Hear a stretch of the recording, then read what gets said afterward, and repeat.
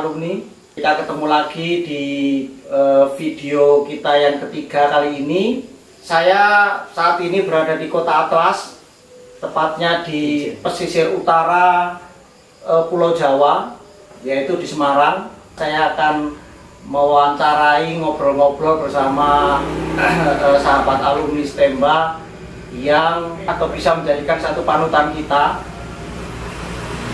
salah satu ikon di IPAS juga, aktivis IPAS juga, bergerak di bidang produksi makanan oleh-oleh. Kita ngobrol-ngobrol semua bareng-bareng bagaimana kisah ceritanya itu. Dan kali ini saya tidak hanya sendirian, tapi ditemani oleh petinggi alumni STEMBA. Siapa dia nanti kita perkenalkan. Jadi seperti yang sudah saya bilang ya, jadi gini sahabat alumni, bahwa video-video ini akan dibuat untuk memberikan satu gambaran. Jadi kita akan ngobrolin tentang sahabat-sahabat kita yang memang mengambil jalur wirausaha. Kebetulan di sini ada Mas Handoko atau Ketua Ikatan Alumni STEMBA. Nah, beliau ada di Semarang, jadi beliau nanti akan menjelaskan kenapa kok kita sekarang ini harus masuk jalur wirausaha. Ini sahabat alumni kita ini adalah bosnya Wingko Darmo, Wingko Babat Budarmo. Nah, ini Wingko Babat Budarmo. Jadi ini nanti sama apa ini? Mochi. Nah, ini adalah lain dari yang lain. Ini bisa menciptakan sesuatu yang beda dari yang sudah mainstream. Ini rasanya luar biasa, enak sekali karena dibuat dengan passion dan dibuat dengan resep yang berbeda dari yang sudah ada. Nah, itu nanti kita ngobrol. Tapi sebelumnya saya mau mempersilahkan ke Handoko sebagai ketua alumni, paling tidak memberikan gambaran sedikit buat kita semua ya, buat alumni, buat siswa-siswa, kenapa kok kita harus berwirausaha. Kita ngobrol santai saja, monggo Mas. Selamat malam sahabat alumni, Ikatan Alumni STEMBA ya, dimanapun berada di Indonesia ataupun di luar negeri.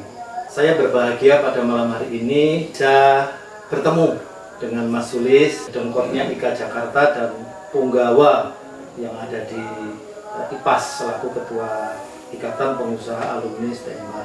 Dulu ide-ide mendirikan IPAS itu saya dengan Mas Sulis yang membangun, yang mendesain, sehingga sampai kita membentuk semacam organisasi. Kenapa juga IPAS didirikan? Kita sudah melihat sejauh mana atau memprediksi dunia industri. Sulistyo juga kecimpung di industri lama. Saya 36 tahun kerja di industri. Mas Darmawan juga puluhan tahun, mungkin bisa 20 tahun lebih di industri. Untuk zaman dulu, teknisi industri atau lulusan STEMBA itu memang mempunyai nilai lebih. STM 4 tahun. Pada saat itu regulasi pemerintah belum ada yang namanya UMK atau UMR secara masif. Kalau sekarang sudah dibatasi oleh UMK, sehingga mau lulusan SMK 4 tahun ataupun SMK 3 tahun, gajinya sama-sama UMK. Ini satu.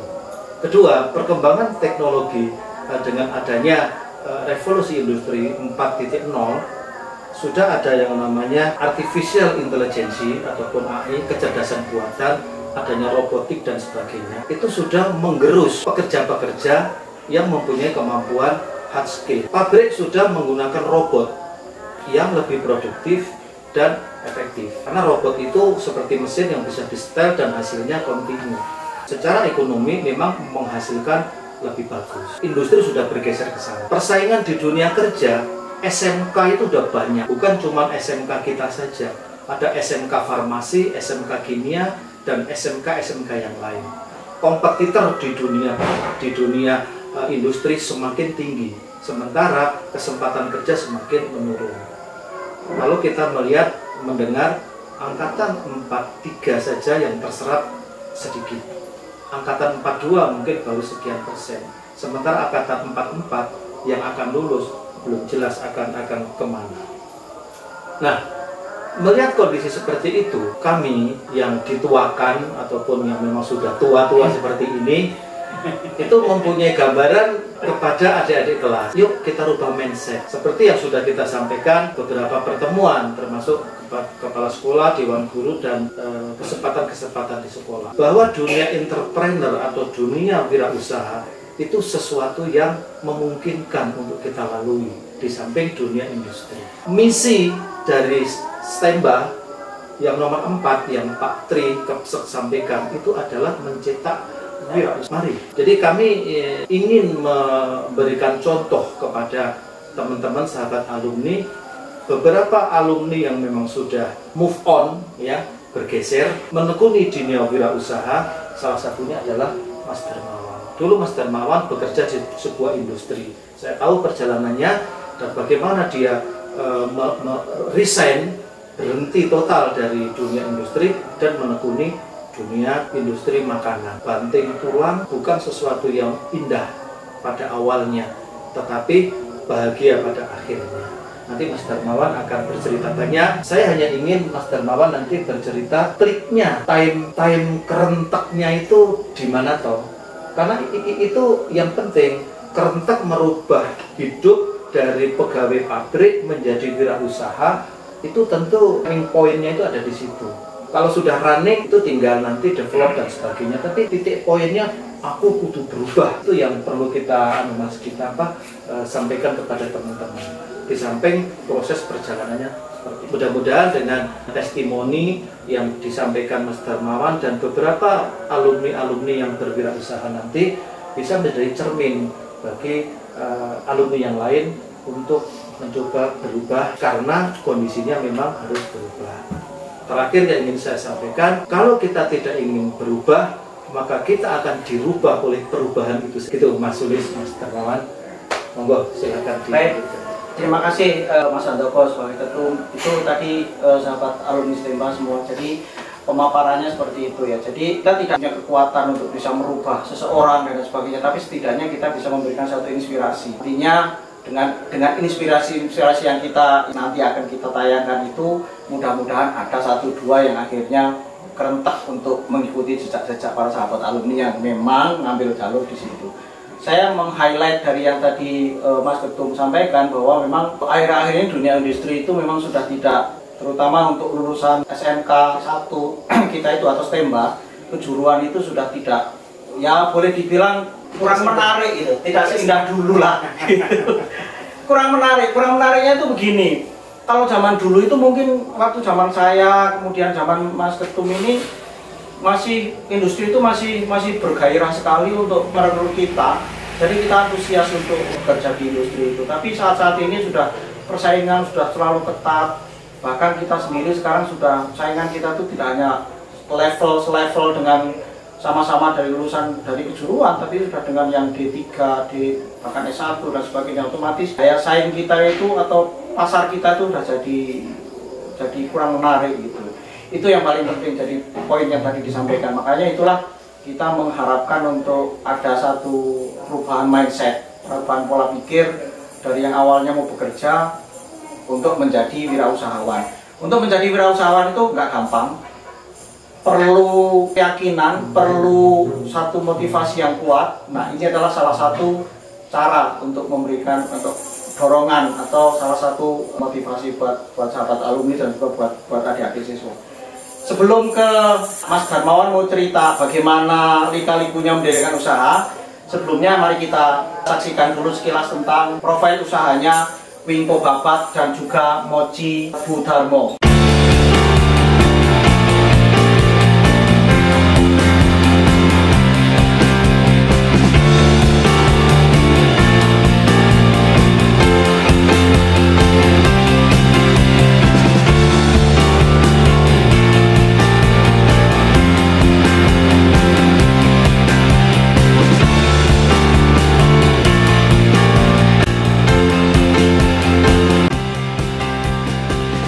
Sekarang saya mau minta Mas Darmawan itu cerita dari awal, dari lulus sekolah sampai mendirikan usaha itu seperti apa. Monggo Mas Darmawan cerita dari lulus sekolah dulu. Baik, terima kasih Mas Sulis. Ini kalau suruh cerita sejak lulus berarti harus menceritakan perjalanan 25 tahun ini Mas Sulis. Reuni Perak loh ini. Reuni Perak. Perjalanan 25 tahun harus diceritakan dalam kurun waktu beberapa menit ya tentu tidak akan cukup, tapi setidaknya setidaknya nanti bisa jadi satu gambaran. Ya. Jadi saya angkatan 19, lulus tahun 1996, 25 tahun lulus, dan sama seperti teman-teman yang lain seangkatan pada waktu itu, ketika lulus itu bayangannya undang untuk pekerjaan di satu kota besar, bekerja di sana, ya tidak pernah punya gambaran lain selain itu, karena dari dulu cita-cita pertama masuk ke STEMBA itu ya Kerja. pengen cepat dapat pekerjaan. Kenapa tidak milih SMA umum? Kenapa memilih STM? Ya karena di STM itu cepat untuk gawean. Dan benar pada waktu itu tahun 96 bareng dengan teman-teman yang lain diterima bekerja di sebuah perusahaan di Surabaya, di perusahaan minuman kesehatan pada waktu itu. Tidak bertahan lama karena orang kulino merantau, Mas. Aslinya mana, Mas? Aslinya Kedu, satu angkatan yang bekerja di perusahaan di Semarang. Cobalah saya coba ikut masuk ke sana, siapa tahu kalau Semarang kan dengan Temanggung nggak begitu jauh. Ya. Alhamdulillah setelah ya sempat kosong ya, mesti nggak bekerja itu mungkin ya 3-4 bulan lah sejak resign dari Surabaya itu di rumah 3-4 bulan, kemudian diterima di perusahaan di Semarang. Nah, bekerja di situ dan ya seperti halnya teman-teman yang lain, kalau dari STEMBA itu kan masuk di quality control ya Mas Sulis. Nah, di quality control jadi anak buahnya Mas Handoko waktu itu, kerja di sana sejak tahun 97 di Indofood. Dan tahun 97 itu gajinya berapa ya Mas? Kayaknya belum UMR ya waktu itu ya? Iya. Saya dari Surabaya itu gajinya 130.000. Terus diterima di Indofood itu 125.000. Jadi 1 tahun naik jadi 140.000 waktu itu. Ya 97 kerja sesuai dengan cita-cita yang dulu diidam-idamkan gitu, bekerja di perusahaan makanan, kumpul dengan teman-teman. Proses yang menurut saya pada waktu ya wajar Mas. Nah kemudian di tahun 2013 mulai 2013 setelah bekerja itu kan sudah punya istri, anak, Pak. Nah akhirnya berkal pepet tidak punya tambahan penghasilan itu kemudian mulai berpikir ada sumber pendapatan yang lain untuk membantu kehidupan. Saya itu kan orang Jawa Timur Mas. Jadi alhamdulillah ibu mertua saya itu baik. Saya dapat istri masih dikasih inventaris motor Mas. Sampai satu saat kan bayar pajak ganti plat itu kan harus dibawa ke sana. Udah keluar ke sana, udah motornya ditinggal aja, nanti tak urus ke. Kamu bawa motor yang satu ini lagi, bawa ke sana, bawa ke Semarang.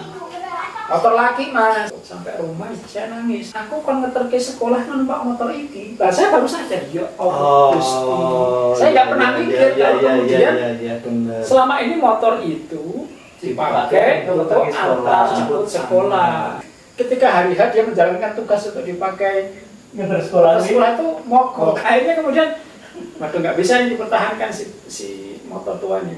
Ya udah mau nggak mau saya harus ambil motor baru. Saya kredit ambil motor. Itu pada waktu itu tahun 2014 angsuran motor itu sebulan 500.000. Sementara dari sisi finansial gaji saya tidak cukup. Saya cuma bilang ke istri, saya punya uang transport dari perusahaan itu 200.000. Diskusi saya sama istri, lah bagaimana caranya tiap bulan ada tambahan penghasilan 300.000, berarti sehari itu 10 liter Mas. Pajak bikin tripping singkong sokeh kompetitornya, udah bikin yang beda, direndam air biar jadi tripping singkong rasa gadung, gak bertahan lama, bikin combro, tak bawa ke kantor, jalan berapa bulan, pusing, tetap gak ketemu. Saya akhirnya kemudian sowan sesepuh, teman ke Om So, mengarah. Buat saya diajari bisnis karena saya punya keinginan untuk bisa menambah income. Ya saya pengen apa tak ajari. Waktu itu Om So bikin telur asin. Saya belajar, suwi ternyata. Saya nggak begitu laten. Ya muter. Saya ingat ibu mertua itu kan asli Jawa Timur. Ingat betul ibu itu punya alat panggang, wingko babat. Itu sama ibu di Astoka Semarang. Bikin wingko untuk dimakan. Ya, belajar dari situ. Saya mikir, kenapa enggak ini tak coba ya. Waktu itu kondisi finansial itu ngenes lah. Saya selalu akan meng-highlight poin-poin penting gitu ya. Jadi kalau Mas Darwani tadi cerita bahwa kapan beliau ini kenapa berpikir atau mencoba untuk menjadi wirausahawan, banyak sebab. Yang sekarang Mas Darwani ceritakan itu masih bekerja, kemudian beliau ini sudah tadi putra-putrinya sekolah swasta, biayanya putranya nggak ada putra-putra, putra-putranya sekolah, itu nggak pinter. Iya, iya benar. Putra-putranya sekolah, kemudian biaya kurang dan sebagainya, akhirnya harus berpikir kepepet lagi sebenarnya, cuman apa namanya kadar kepepetnya itu lebih ringan karena sebenarnya masih punya apa namanya masih punya pemasukan, ya. Masih punya penghasilan, hanya mau menambah, putar otak, akhirnya dapat, gitu kan? Jadi kita akan memberikan satu motivasi, jangan sampai istilahnya itu gini. Nanti dari belajar dari sahabat-sahabat alumni ini sama kakak-kakak, adik-adik dan sebagainya itu, jadi kita itu, oh iya ya, kenapa saya tuh harus memposisikan diri pura-pura kepepet lah gitu. Jadi saya harus benar-benar berusaha untuk mulai berwirausaha walaupun saya masih punya kerjaan gitu. Jadi jangan apa ya istilahnya itu jangan kita kepepet dulu. Tapi kita harus sudah ada persiapan gitu. Nah ini poin penting. Lanjut mau Mas Darmo. Jadi waktu itu karena tadi posisinya cuma pegang uang 20.000, saya nggak kuat beli bahan baku. Waktu trial bikin itu didampingi mertua. Oh iya. Oh didampingi mertua ya. Oh caranya gawe ngene-ngene Cari. Jadi ada mentornya. Iya. Mentor. Makanya kan ini kan resepnya kan dari Ibu Kim, itu udah jadi terus. Dan besok tak bawa ke operasi break ke kantor ke perusahaan. Alhamdulillah teman-teman suka. Jadi temenmu dijadikan percobaanmu. Ya begitulah. Ya. Lah gitu. Trial and error pokoknya. Tester. Enak Tapi kan lainnya. ini resepnya kan sudah teruji mas. Oke clear. Tapi kan tes pasar kan teman-temanmu. Ya. Luar biasa itu berarti. Memanfaatkan. Tambah semangat. Besok bikin lagi. Kok laku lagi terus mikir kalau cuma di koperasi 10.000 belum dapat. Berarti tunggu dulu. Modal awal itu 20.000 ya. Bukan 20.000, 2 butir kelapa. Baru nanti setelah berkembang kan modalnya nambah ya. Ya. Karena untung dari koperasi tadi ya. Terus dari situ berkembang. Nah, kemudian mikir kalau teman-teman di perusahaan aja itu suka, berarti orang lain juga punya potensi suka. Kan? Iya. Nah, kebetulan tiap berangkat kerja itu kan kalau di Semarang kan tinggal di Jen. Untuk sampai ke kantor itu ke perusahaan itu kan ada sekitar 12 kilo melewati jalan itu ada beberapa jajanan pagi. Apa enggak coba tak titipkan situ? Saya kira proses menitipkan barang dagangan di warung itu semudah saya nitipkan di koperasi. Ya karena kita kan enggak pernah punya background marketing. Bu mau nitip wingko, nitip jual di sini. Jawabannya waktu itu boten mas, tinggal itu maka jam telepon pun tutup, sepi. Artinya langsung ekspektasi pertama itu langsung, ternyata tidak semudah itu. Udah nyoba yang warung kedua. Sama juga Ditolak. Sudah ada mas kalau wingko. Besok nyari lagi. Ada satu di depan kecamatan itu ada bu nitip wingko. Sudah ada anak wingko. Saya kan udah pengalaman 2 ditolak loh. Besok si ketiga ditolak meneng. Beda punya wingko ya sama. Itu kan kotak punya saya kan bener sih. Yang dicoba sama ibu itu. Oh iya. Coba kemudian alhamdulillah besok paginya tak lihat lagi gimana sih ya laku waktu itu nitip 10 biji. Laku dari 10 laku 5 ya. Oke. Ya jadi setiap hari itu pulang kerja habis maghrib habis isya itu bikin karena waktu itu cetaknya cuma 1 jadi selesainya itu jam 11 malam kalau bikin agak banyak selesai jam 1 malam. Nah kemudian kan mulai tak titipkan di beberapa tempat yang serupa dengan itu. Alhamdulillah responnya bagus. Tunggu pada saat titip ke Caci yang ketiga itu koperasi juga tetap ya? Tetap. Oke. Berarti nanti ada warung ke-4, warung ke-5 dan sebagainya. Ya.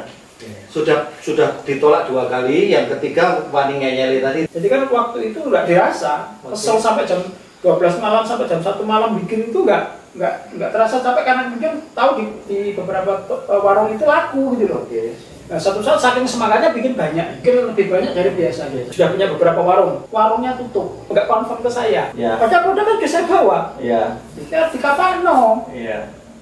Akhirnya dari situ kemudian sesuai gedek loh. Wah saben warung tak paribasannya tak cocok. Saya mau nitip ini barang sudah kami tak buat. Iya. Ternyata Itu dilakukan sambil berangkat kerja? Iya. Oke. Oke, jadi waktunya bukan waktu khusus ya, Iya. sambil kerja, Iya, dodok-dodok gitu ya. iya. Oke. Waktu itu alhamdulillah, oh iya nggak apa-apa tadi.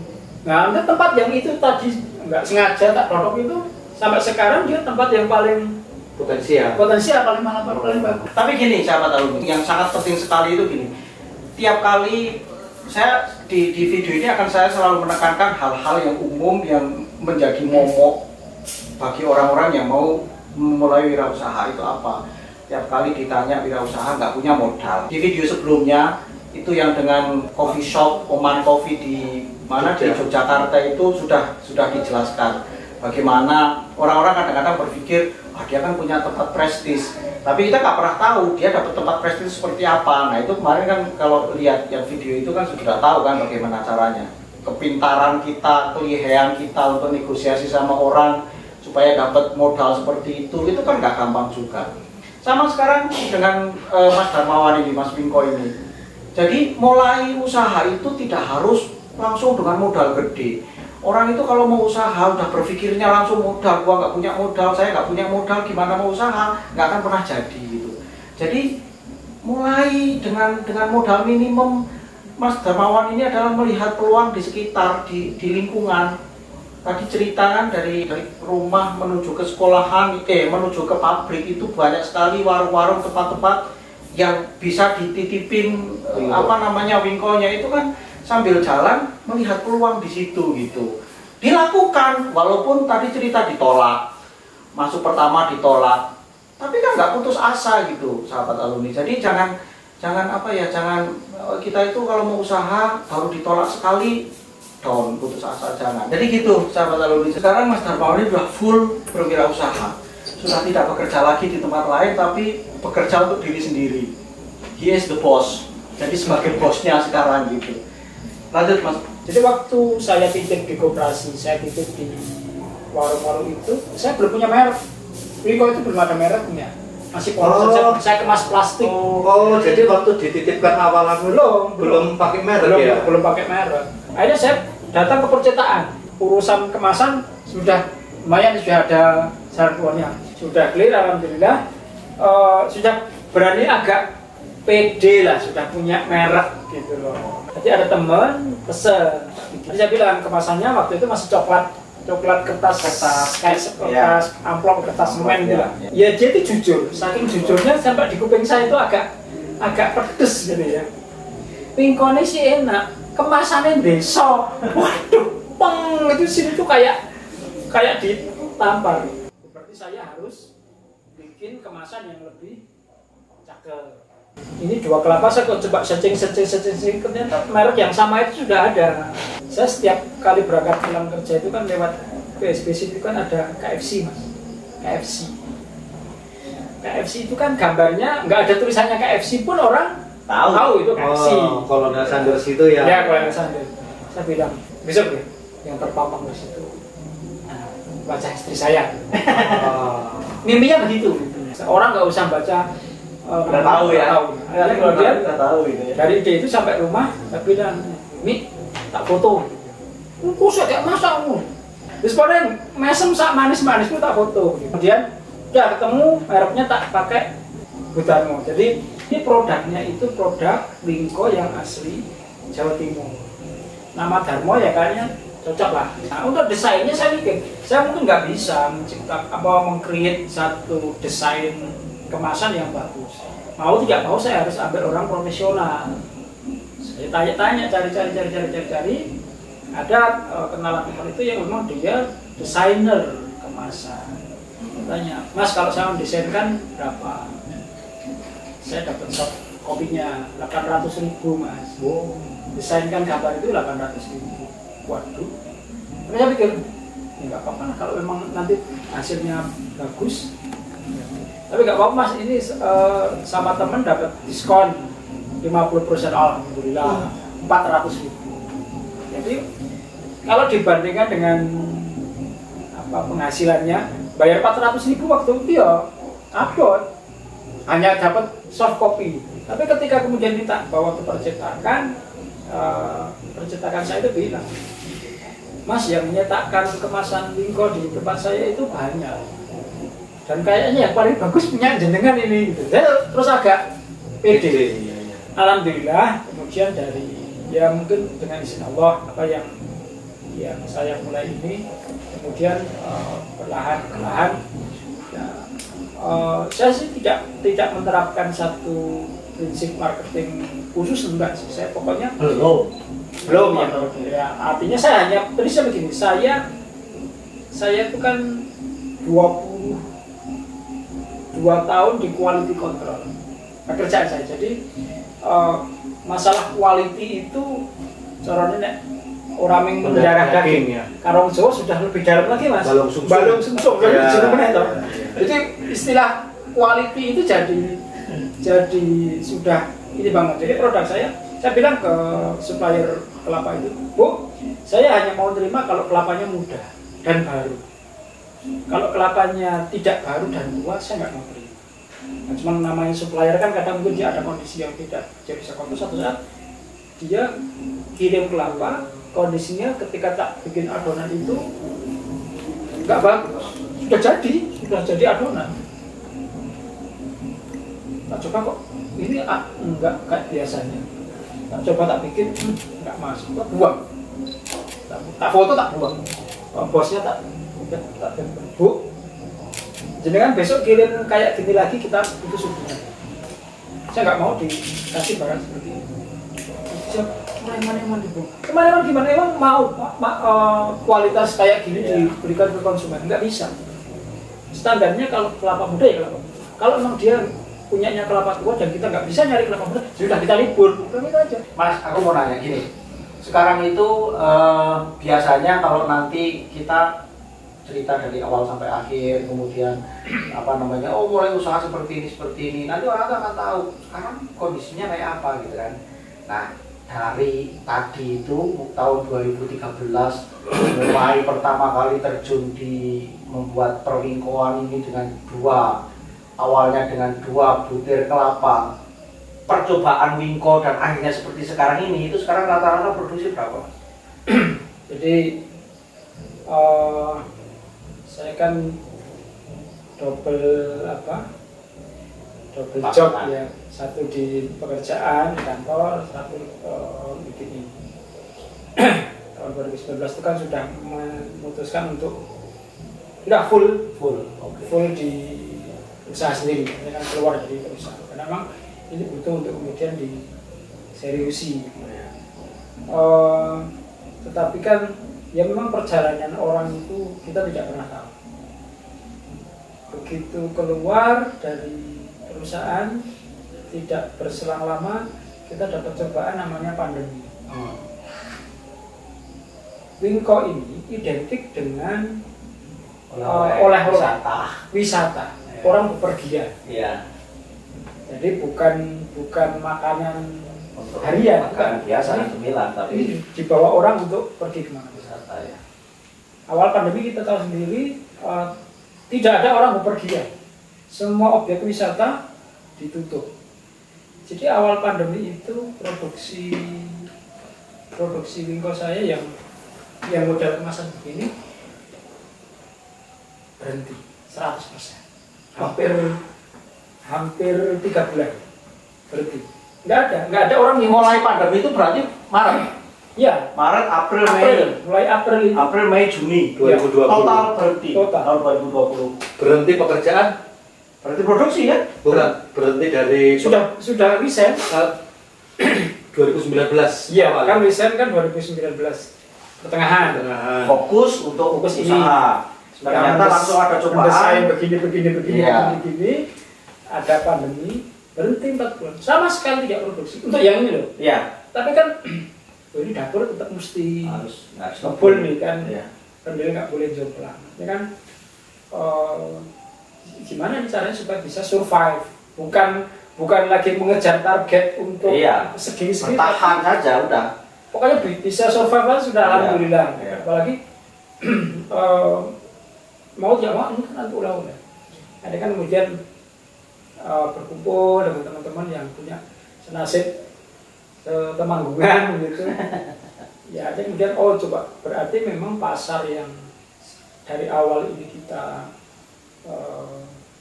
geluti terjun di pasar basah itu harus dipertahankan, dan itu untuk harian.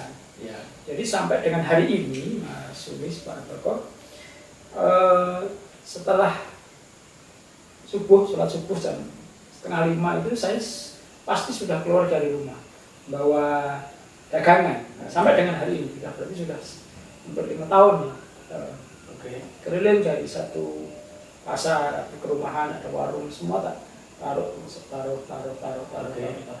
Ya, ya alhamdulillah ini meskipun pandemi belum bisa dikatakan berakhir, tapi kan kehidupan normal masyarakat kan sudah mulai membaik. Tunggu dulu. Tadi kan 4 bulan berhenti. Sekarang mulai memproduksi ya. ini. ya.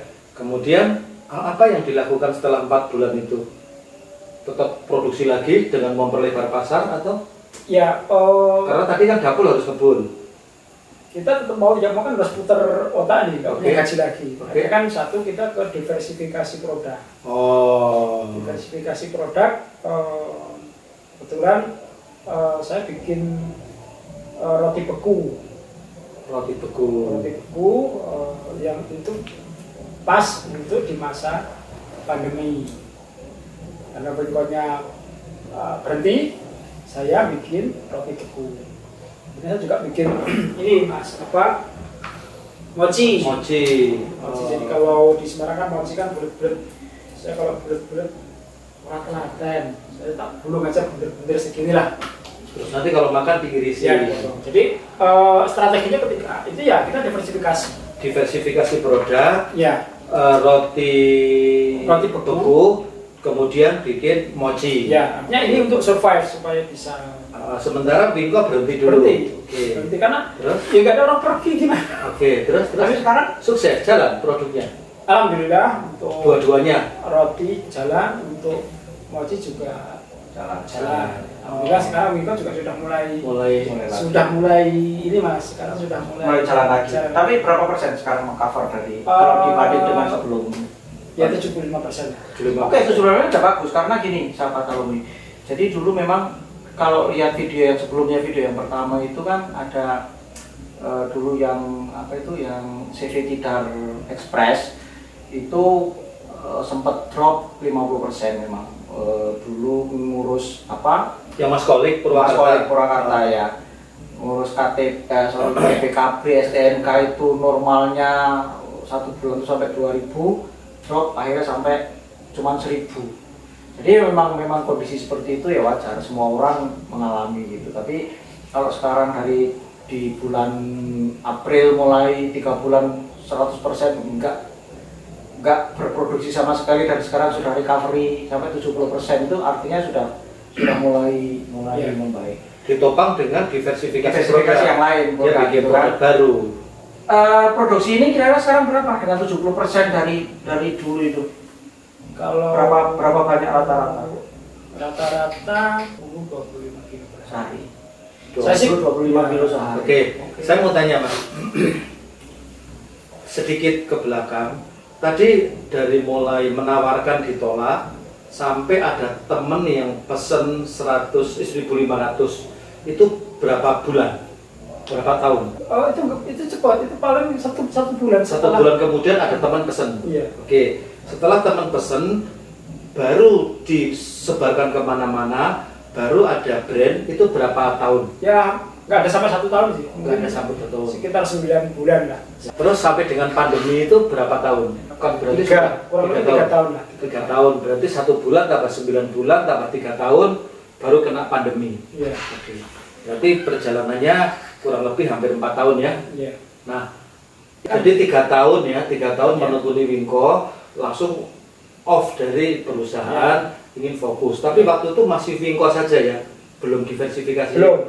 Masih Wingko saja. Ya. Berarti Mas Darmawan bertekad kualitas dari produk yang dihasilkan lebih baik dari kompetitor lain. Ya. Kalau harga bagaimana? Jadi sebelum saya launch ini ketika tertarik itu, saya sudah membeli semua merek Wingko sekota Semarang. Tes, kenapa? Saya pengen tahu positioning saya masuk dari mana? sisi taste saya ada di mana. Iya. Oke.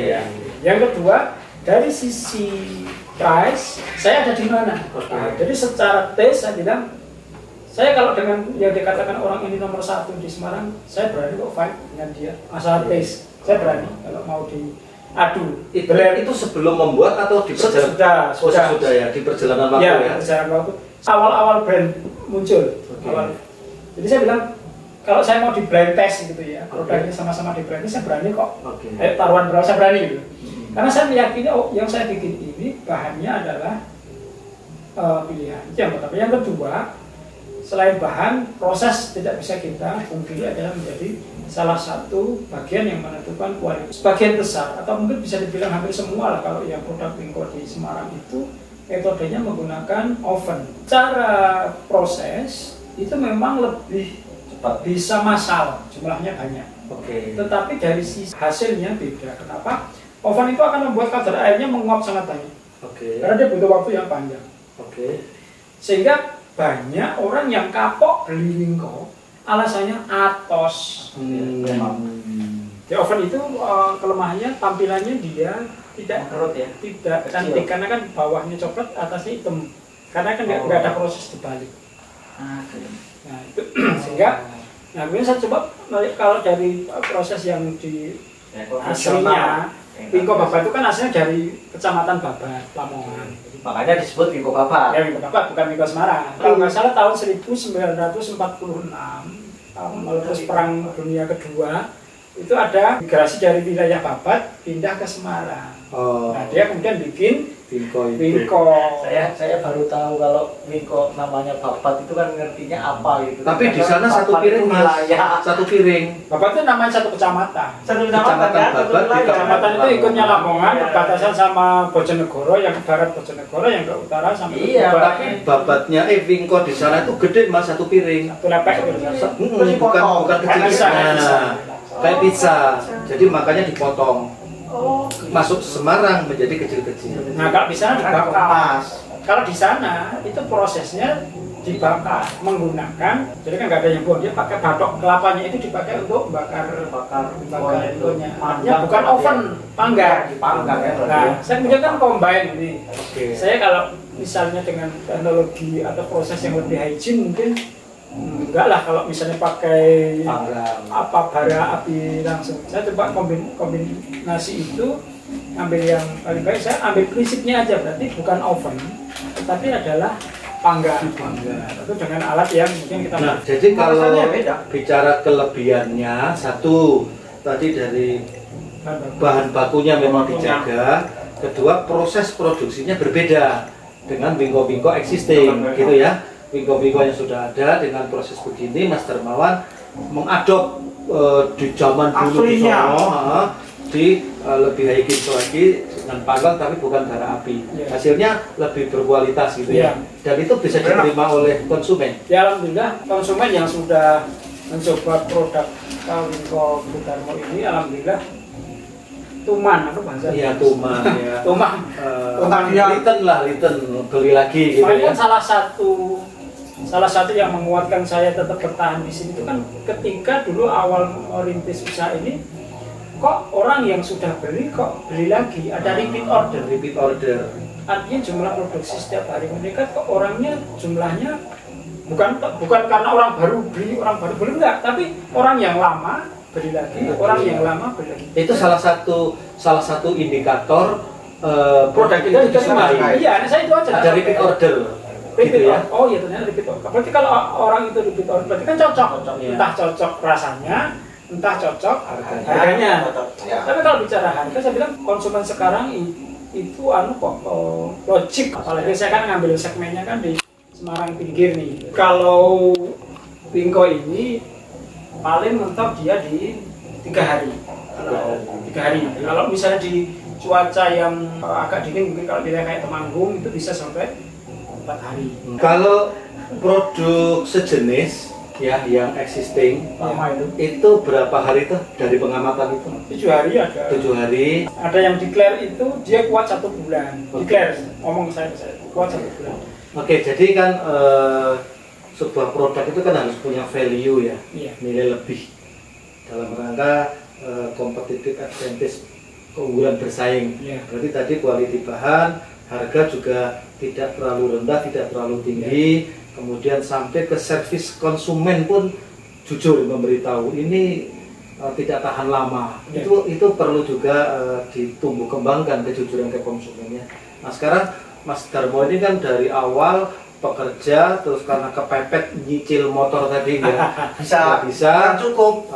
Cuma punya uang 20.000 dan bagaimana mendapatkan 10.000 satu hari sampai muncul istrinya yang lagi japrut di foto, ada brand dan sebagainya, sudah settle seperti ini. Pertanyaan saya, apakah penghasilan di perusahaan gaji 1 bulan dengan penghasilan wirausaha ini sudah balance? Masih di bawah atau di atas?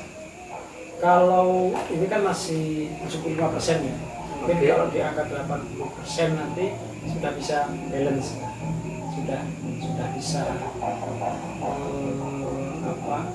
Sama dengan gajian. Ya, Itu butuh perjuangan 3 tahun ya. ya. Seandainya tidak kena pandemi misalnya pun, itu sudah sama. Apa yang dulu didapat dengan apa yang sekarang didapat, butuh 3 tahun ya. Oke. Pertanyaan yang cukup dalam ini. Mas Darmawan pada saat itu punya anak 4, ya. Tentu mengeluarkan uang yang tidak sedikit. Ketika memutuskan off dari perusahaan yang sudah mapan setiap bulan menjadi pengusaha yang belum tentu ada hasilnya, pasti dukungan anak dan istri besar sekali ya. Nah, bagaimana itu untuk menyikapinya? Pasti istri juga menentang duluan, atau biasanya untuk duit dan sebagainya menjadi tidak. Ya, jadi kan alhamdulillah kan begini. Artinya kalau saya itu kan bukan kemudian resign dulu, berhenti, baru kemudian usahakan enggak. Iya. Jadi kan ada overlap nih. Saya masih bekerja, sudah memulai usaha kurang lebih 2,5 tahun sampai 3 tahun lah. Jadi kan sudah jalan overlap kan. Nah, ketika kemudian ini lepas satu, ini tinggal meneruskan. Artinya kejutannya itu tidak terlalu grafiknya, signifikan ya. Dia kan lebih soft, sehingga saya juga yakinkan ke istri mungkin ini pilihan yang harus kita ambil ketika kemudian kita ingin merubah satu kondisi. Kalau bertahan di zona nyaman itu ya seperti itu terus, tidak pernah punya tantangan dan hidup itu jadi stuck kayak begitu. Nah terus apa pesan-pesan yang ingin disampaikan kepada sahabat alumni ya Mas ya, ke depan terhadap adik-adik kelas yang masih sekolah ataupun yang sudah bekerja, barangkali ingin overlap seperti tadi atau ingin tetap di 2 kaki? Masing-masing pilihan punya konsekuensi ya. Ketika orang memilih misalnya, udahlah saya mau fokus di dunia wirausaha, ya sudah, itu pilihan diambil, segala konsekuensinya diambil, dan memang itu bukan hal yang mudah. Bukan hal yang mudah. Kita harus banyak belajar dari orang ketika dia sedang mulai merangkak, bukan ketika dia sudah berdiri nangkring di atas tidak. Nah, itu butuh kerja keras, butuh keuletan, dan butuh satu keyakinan. Prinsip-prinsip idealisme harus kita pegang. Kalau misalnya kayak saya, misalnya orang yang bergerak di bidang makanan, satu prinsip dasar yang harus kita ambil satu. Namanya makanan itu tidak hanya kita jual, makanan itu juga kita makan. Saya makan, dimakan anak saya, dimakan istri saya. Jangan sampai kita sebagai produsen gitu ya, kok sampai menghasilkan sebuah produk makanan, kok kita sendiri nggak mau makan, hanya mau menjual. Itu mesti jadi tanda tanya besar. Ada apa kok kamu sendiri nggak mau makan? Artinya basicnya, ini akan dibawa sampai ke perut orang, sampai ke tenaga orang, sampai ke energi. Tanggung jawab moral ya. Iya, tidak hanya transaksinya selesai ketika sudah bayar, tidak. Tetapi kan pasca itu masih menjadi tanggung jawab.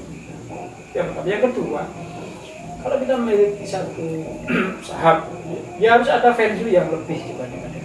Jangan main di tataran standar. Ya harus lebih. Kalau main di tataran standar banyak sama aja. Harus punya value, punya keunggulan ya, keunggulan bersaing ya, dibanding produk yang lainnya. Ya, itu harus. Saya kira itu aja mungkin Mas. Dan mungkin kalau untuk yang adik-adik ya, mungkin yang belum memulai ya, tidak usah terlalu banyak berangan-angan, tidak usah terlalu apa istilah itu di bayangan atau di gambaran, lakoni wae. Nanti dari melakukan itu pasti akan ketemu masalah, itu pasti. Dan ketika ketemu masalah itu berbahagia, karena sebentar lagi akan ketemu jalan keluar. Ya. Oke. Ketemu masalah berbahagia, karena setelah ada masalah akan ada jalan keluar. Oke. Jadi jangan dihindari ya, takut dengan masalah. Iya. Ya karena apa namanya, orang itu kan kalau nggak pernah mencoba ya nggak tahu masalahnya. Baik, sahabat alumni STEMBA, jadi tadi itu adalah apa namanya, harapan atau tip atau trik bagaimana buat sahabat-sahabat alumni dan juga siswa-siswi yang akan terjun ke dunia usaha, terutama masalah makanan gitu ya. Tadi sudah ada apa namanya, saran-saran yang bagus dari sahabat kita ini. Jadi perjalanannya dari awal sampai akhir more or less sama dengan yang sebelum-sebelumnya. Itu kita yang akan kita tampilkan ke apa namanya, ke video-video ini. Jadi ada bayangan sekarang kita itu dari alumni dari STEMBA, bagaimana kita punya gambaran gitu loh, karena dari pengalaman sahabat-sahabat kita sendiri. Saya berterima kasih juga sama Mas Handoko sebagai Ketua Umum IKA STEMBA.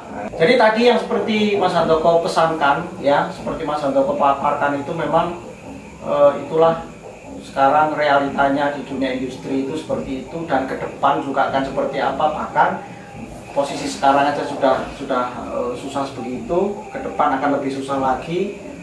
Nah, kita menawarkan untuk selalu berkeinginan untuk menjadi pekerja terus, tapi ada alternatif lain ternyata di dunia ini gitu ya. Jadi begitu mungkin. Terima kasih Mas Handoko, terima kasih Mas Darmo. Penjelasan dan uraian ngobrol-ngobrolan yang inspiratif ini mudah-mudahan bisa menjadi inspirator buat sahabat alumni STEMBA semua dan adik-adik kita yang masih di sekolah. Sampai ketemu lagi di video yang akan datang. Nanti narasumber yang akan datang juga lebih menarik lagi. Banyak yang akan kita gali, banyak yang akan kita cari tahu potensi-potensinya untuk kita tiru. Demikian dan selamat berkarya. Selamat malam.